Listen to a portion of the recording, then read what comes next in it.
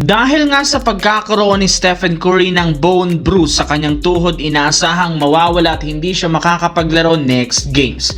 And since hindi pa makakasama si Steph Curry sa practice at mga laro ng Warriors, may ibang bagay muna nga siyang pinagkakaabalahan katulad ng kanyang posibleng pagpirma ng shoe brand. Kung inyong ang matatandaan, nag-part ways nga noon si Stephen Curry at ang dating brand nito na Under Armour. Kaya as of now, wala nga siya ditong kontrata, kaya pwede nga siyang pumirma ng iba. At base sa isang insider, isa nga sa mga posibleng shoe company na pipirmahan at sasalihan nito ang Anta, matapos kumalat sa internet ang isang larawan kung saan nakita ang Curry brand logo sa isang sapatos ng Anta. Dahil dyan, usap-usapan na mukhang si Curry na ang bagong brand ambassador ng Anta at makakasama niya dito si Klay Thompson at maging si Kyrie Irving at ibang malalaking pangalan sa NBA.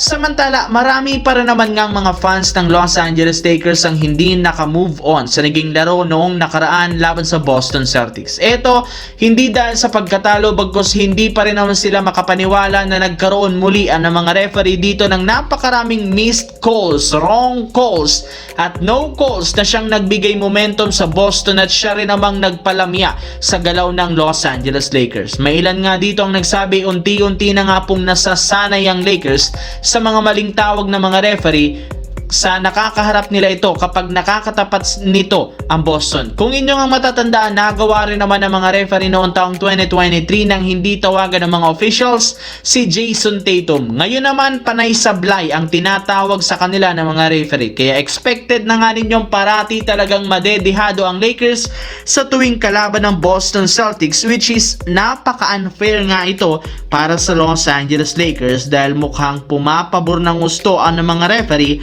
sa Boston Celtics. Sa kabilang banda, dahil nga sa patuloy na pag-struggle ng ating defending champ na OKC Thunder, naumusan nga sila ng Detroit Pistons sa pagiging best team sa buong NBA. Pero sa kabila ng pagiging dominante ng Pistons, nananatili pa rin silang beatable ngayong taon, katulad na lang ng nangyari sa kanilang game kanina laban sa Spurs kung saan natalo sila dito 114-103. Hindi nga naging sapat ang laro dito ni Jalen Duren na nagtala ng 25 points since lahat ng kanyang mga kakampi nag-i-struggle, lalo na si Cade Cunningham na nakakuha lamang ng 16 points sa kanyang 5 out of 26 shooting.